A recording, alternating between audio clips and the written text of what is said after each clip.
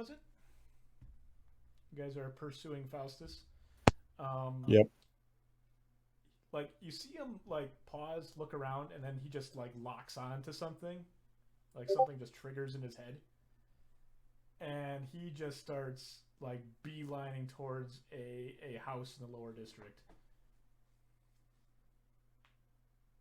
And he's just got a big stride in his step. Take in mind he's still kind of in rags right now. And he makes his way towards this building. It's a crap shack. It's thrown together with wood and straw. It looks like it's just been very poorly kept. And he just starts pounding on the door in fury, and he is shouting the name of an occupant in there. What name is he shouting? He says, Scala! Arthur, Maximilian, where the hell you call yourself? Let's get your ass out of here. And you just hear just a voice inside, just going, "No, Arthur here. You got the wrong house, sir."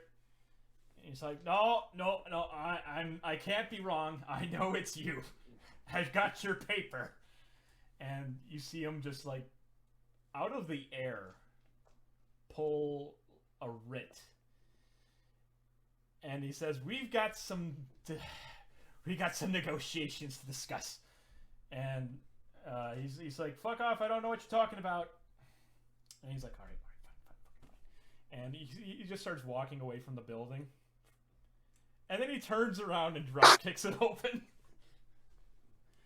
And you just hear this scuffling of an oh shit, and Faustus runs inside, and you just hear some power violence going on in there. Is this what he's normally like? I shrug. Yeah. That's not a convincing answer. Okay. Should we You hear just fists and feet connecting with faces and ribs, and eventually this guy gets thrown outside of the house. Should we beaten and bloody, and he is an ugly fucker. He is an ugly ass man. And he said, you see Faustus just walk over to him as he is just gasping from a bloody nose, and he just crouches over him, and he just rips up this weird piece of paper in front of him, and he says, "It's done. You're out. And may whatever the fuck you did not come and get you in the next minute." And the dude is just blubbering. He's like, "Hey, I don't know. Really, you don't know. You don't know. Okay. Well, I guess lying isn't your strong suit, but I guess we can go and apologize if you want." And the guy's like, "To who?" He's like, you know who." And he just grabs him by whatever he's got that passes for a cloak, and he's just dragging him, kicking and screaming across town. I'm gonna pop another divine sense and see if that fiendish thing is still attached to him.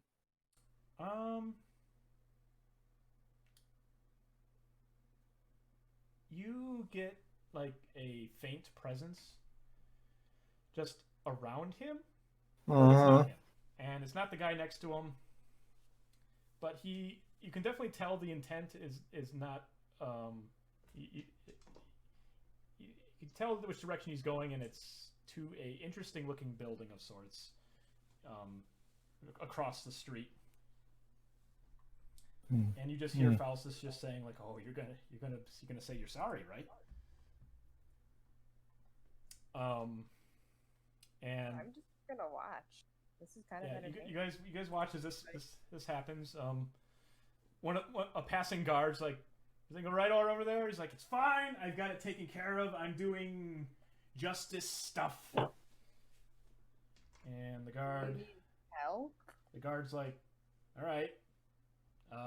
Make sure no one gets hurt then." And he seems to be just as perplexed as you guys, more intent on watching this play out. And he eventually drags him over to a building called the Genie's Bottle. appears to be some sort of place for ladies of the night to congregate. Not quite sure. Just by the design of the sign would imply this might be a place where people could go for favors. And he opens the door and drags him in there. And some time goes by. Do we hear anything? There seems to be conversation. You'd have to go inside. There seems to be a rhythmic thumping noise.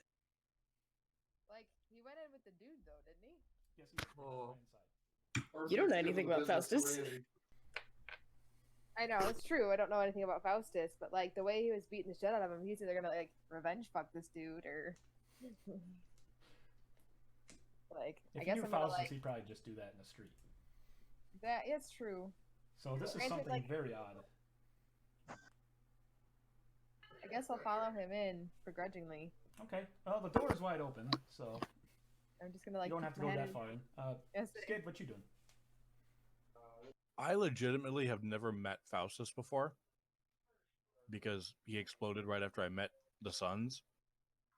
So I'm kind of following Centi's lead because I don't know if this is usual for him or not, or if he's being weird. And every time I've asked her, "Is this guy okay?" she kind of goes, "Hmm." I mean, like, More or less. but, like, more or less, it's just like he kind of comes and goes. So I'm just like, I think canonically this is going to be like one of the first missions that we've been boots on ground with Faustus, Yeah, mhm. electric. which, Well, I mean, you did Interesting get for me showing. in the library oh yeah, when Skydd was DM, but Yeah. I got ravaged by a succubus. That's pretty much all you know. I'm so Probably sorry. You unrelated. got shit on couldn't that get whole enough. You had game. to go back. Probably unrelated. I'll be right back. Okay. As you guys make your way to I guess the foyer of this exquisite building that seems to be very well polished and kept, there appears to be a we can only be explained as maybe a halfling woman. Appears to be the madam of this household. Seems to have a oak cane that she's leaning heavily on, and just staring intently at this guy. And Faustus is almost like dancing around him. He says, "Here he is. What would you call him? Maximilian Magnum the Dongified? Is that the name that you went by when you went here?" And he's just like he's just babbling and incoherent at this point. It's like, how would you even? I know a lot of things now, things I probably shouldn't know, and I really don't want to know anymore. I don't want to know any more about you, and I don't want to know any more about this. And he just throws this parchment at his face, and he says, "You can't change back anymore." And he looks at the ladies, and he says, "And he can't have his way the way he did anymore. So you can get whatever repercussions you want out of him. I'm done here. And as far as I'm concerned, whatever pact you did is done too. And whoever, well, I know who, but they're not happy, and they're probably going to eat you." And he just storms out of the building in a huff. And everyone else is pretty fucking bewildered as to what just transpired here. But I am. a few of the ladies that are just looking over balconies, it seems to be starting to puzzle out as to what occurred there for them, at least. I immediately look to them and be like, "What the fuck was that?" Blades Rest? We should The get inn? moving. Oh, okay. Sure. And Should we he move just... quickly? Still in rags, by the way, no shoes, just marching away with this massive sword on his back, and the guard that was watching this, like, I guess that's fine. You should get a shirt, though. It's like, I'm on it. I'm going to an inn. They probably have clothes. Just waving them off. That's super awkward. We should really get you close, dude. Yeah, clothes. Yes, please. We get our priorities in gear, but I just had to knock that one out. I did not want that in my head anymore. The guy that hired me, he likes expedience in his work, so I just had to get that. And now we can go to the bar. Who hired you? Oh, the guy I went to go see. He's a real hothead, that one.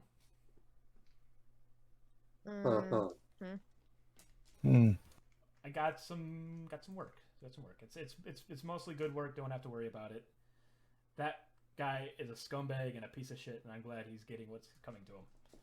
It's good work. It's on the up and up. It's like 70% on the up and up. I swear, it's like 35% on the up and up. Everything's cool. Everything's cool.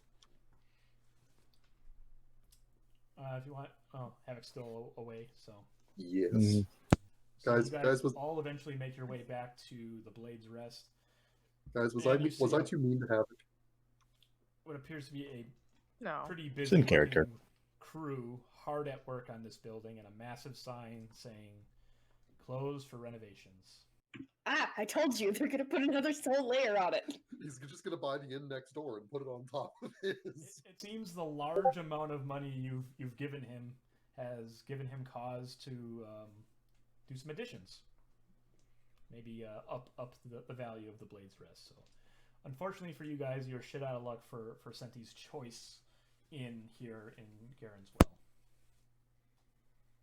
And you guys are just pretty much just all convened, standing in the street with horses in tow, and Faustus barely clad, looking around, kind of perplexed. Like, all right, I'm kind of new to around here. We got any other options? Are there other options here? I didn't think this place was that big. I believe Centi was the one that knew of this place. Yeah.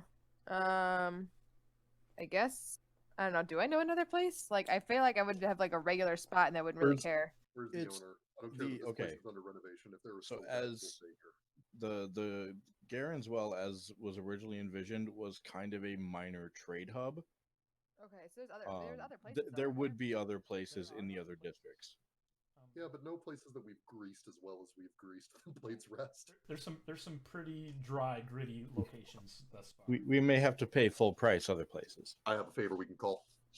Let's do that. Wait, who are we calling for? I begin heading toward the administrative district to go find that trade guild person that was trying to butter us up. That's kind of funny because as you decide to leave this inn, you are actually accosted by another youth. A young lad approaches you. The sword. No. God damn it! He approaches you with a piece of stamped letterage with parchment within, and who knows what other goodies. And It's says, us and 12-year-olds. message for you, sir. He proffers it to you. He's like, yeah, you look like the one. It is the letter for me. It is for followers of Sylas. I Ooh, flipped the I kid a like- copper. He's like, no, not necessary, sir. And he just puts his hand behind his back and he stands at attention, but he still stands there. Okay. I He's cracked the like, letter. I'm here to make sure you've read it and confirmed it. I'm guessing it is a sealed letter. It is sealed. Well, Wax sealed. I pop the wax seal on the letter. Ooh. It smells nice. You pop, and it feels fairly fresh. This wax, like it was issued not too long ago. What was the seal on the wax? The seal was simply a cursive letter, a C. Yep. Okay. Yep. I opened the letter. C for C for Kalak and serendipitous timing. yes, but serendipitous starts with S. Yes, the moment you thought of him, a letter was proffered to you. A letter that I have somewhere. Yes. Caleidah, Yeah, no, I'm read Fo- harder. to make sure it wasn't anything tender. Followers of Sylas, I cannot offer enough praise for what you've done on behalf of our humble city. You've all performed so well, in fact, that I have some propositions that may interest you if you are in need of extra coin for your cause. You're cordially invited to my manor house in the Heights for dinner and hopefully discussion of a partnership in business. Enclosed is a note allowing you access to the Heights this evening and 2 silver to give the messenger confirming you read and understood the parchment. Sincerely, Merchant Guild Leader and Maester of Coin, Lord Kalak. I flip the silver to the kid. And he, like, expectantly, he nods like, "Thank you, Seth," and he darts. He's gone. Just like runs bamf. Bye. And you tried to give him a copper. Yeah, that's kind of why he Please kind of stop. looked at you. He's like, I haven't "Why, by known the way?" Well, it would seem we've got a place to rest for the evening at the very least. At the same time, Centi, if you want to just think on Garen's Well of potential other places to stay if you want. Do a knowledge check of the local variety. Yeah. What is my knowledge? What'd you get? Hang on. Okay. 17. 17? Yeah, you're pretty familiar with this location. You know of 2 other places that could offer you guys respite at the very least. One is known as the Knight's Rest, possibly a competitor to the Blade's Rest. Knights with a K. This place is pretty exquisite. Yeah, I remember we stopped there. I didn't like it. Pretty rich. Next. It seems to favor more military-based folk, and a lot of guardsmen spend nights there. And it gets pretty loud and ruckusy, and you don't get much privacy there. You also know of a second place known simply as the Good Bed Inn. It's run by an orc woman named Deb. And she's just obsessed with making sure people get a good night's rest and sleep very well. Very cheap. Very good beds. Questionable everything else. Can we bring our own food? Do I feel like I can just as long as you guys get a good night's rest, she doesn't seem to care. I think that sounds real good right about now. It's been a shit day. So I realized to the group, I'm like, well, we can go back to that hoity-toity place, but I kind of fucking hate those people. So to the other place? You've got options. I would say I would lead him to the good, was it the good bed? Bed good? Yeah, Name. I genuinely do not feel like dealing with Lord Kalak right now. I don't either. We can deal with him in a little bit. Yeah, as we're adjusting to go to the other inn, I pull my flask out and hand it and take a drink, and then pass it over to Havik. I pocket the flask jokingly. Yes. I see you making the motion, and I just shake my head. I'll take a swig out of it and hand it back to Hixa. Hand it back to Hixa, see if she wants to take a slug.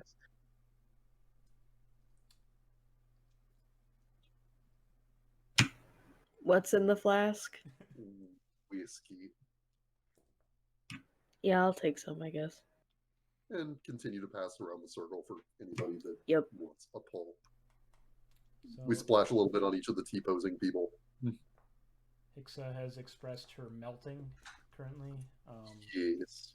I figure us going to the inn is a good break point for the evening.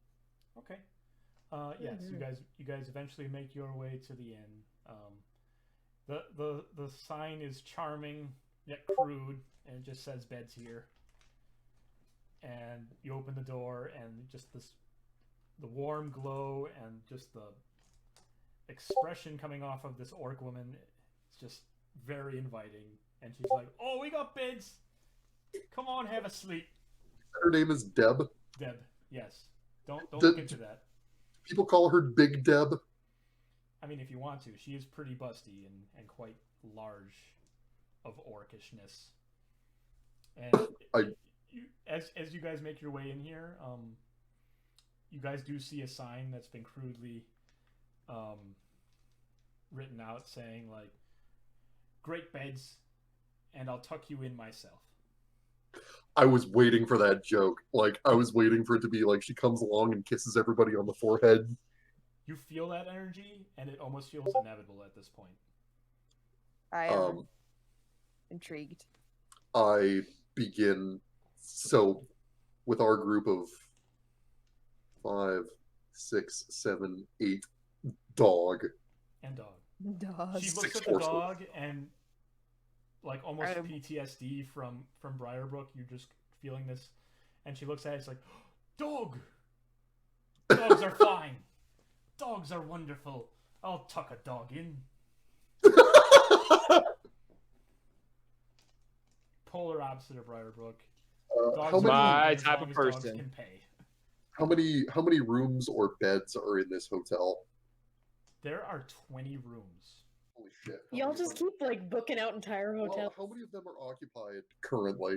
Currently, 5 of them are occupied, and you can definitely tell this place just prioritizes the art of sleep as an art form, and she has perfected this art. Unfortunately, like, the kitchen is very run down and small. Like once you get past the sleep part, everything else is kind of. But she also claps and she says, wash, clean. We have guests. And 2 goblins scrabble onto the counter. Actually, no, just one. And she's like, sorry, I forgot about wash. Clean. These people are filthy. We're gonna run a bath. And this goblin just salutes and runs One bath for everybody? one bath for everybody. It's like a big old Roman bath. We're about to get snuggly. Like I said, she's really good at the sleep department. Everything else is a bit lackluster. Yeah, Me. I arranged to try and get rooms with beds that are there any like bunk rooms made for like 4 people in individual bunks? There's an exquisite suite that she is just begging for someone to get. And for a whole gold, there is this mastercraft of bunkage in which you're not quite sure how this construct came to be, but it not only holds like people like all corners of this room. It is a mostly bed-based room. It's a pocket dimension, but for beds. I will. It's a bed. It's a bunk bed that encompasses the entire room. So it's just like padded ledges. Yes. Okay. It could house the whole party. And she says, for a mere 2 gold, you all can stay in that room. My exquisite suite. I do so, and then I ask her if she can send for the stable boy at the Marble Barding to come and get our horses, since we initially picked them up from there. And she's like, right. Wash. And you I have keep forgetting. uh, Wash. He got run through. oh, He's now oh, clean. but yeah, the note to have the horses. I mean, to have fresh horses saddled and ready in the morning. Okay. She says, just for a mere silver, I can have that arranged for you. My goblin is very busy. Yep, I give her the 2 gold and the silver, and then another silver to thank her for her hospitality.